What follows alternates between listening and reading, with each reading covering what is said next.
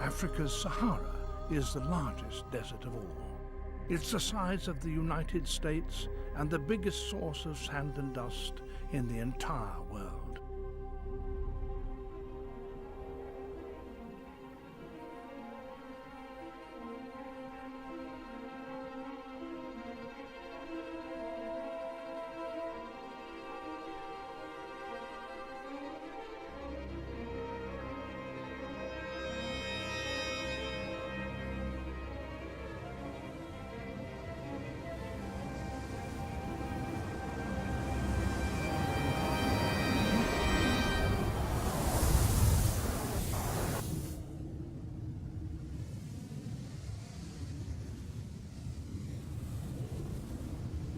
Sandstorms like these appear without warning and reduce visibility for days over areas the size of Britain.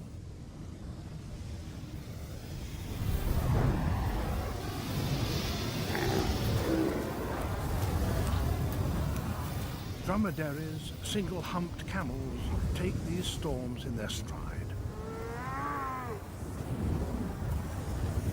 The heavy sand rises only a few meters above the ground, but the dust can be blown 5,000 meters up into the sky.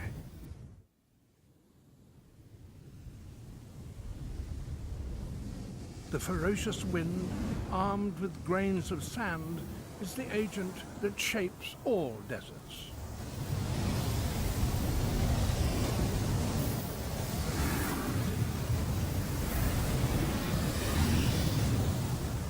Reptiles have armored, scaly skins that protect them from the stinging grains. For insects, the bombardment can be very severe indeed. The only escape is below the surface.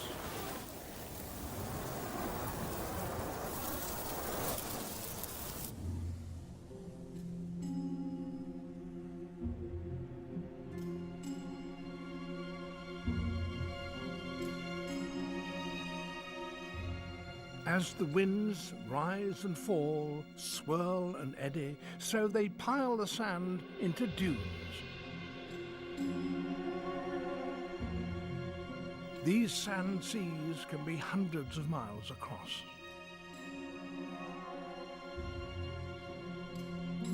In Namibia, the winds have built some of the biggest dunes in the world.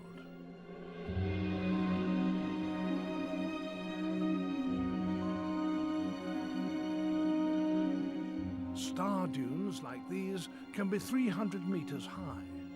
Grains swept up the flanks are blown off the crests of the ridges, so it's only the tops that are moving.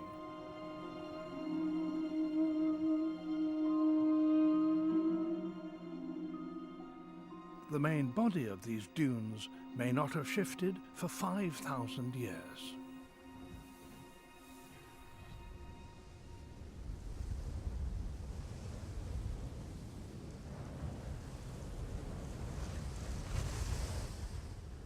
Few rocks can resist the continuous blast of the sand-carrying wind. These outcrops are standing in Egypt's White Desert, but they will not do so for much longer. They are being inexorably chiseled away and turned into more sand.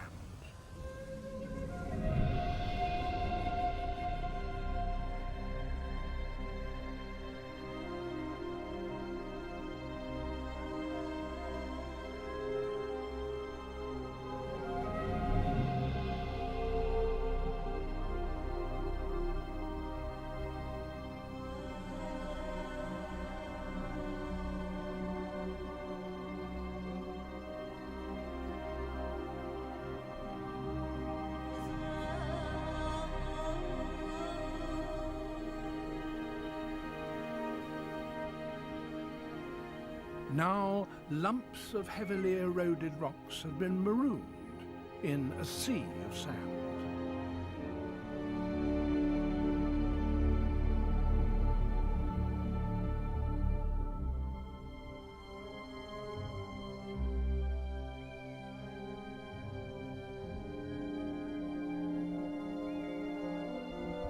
These jagged pyramids, 100 meters tall, were once part of a continuous rocky plateau. The blasting sand will eventually eliminate them altogether.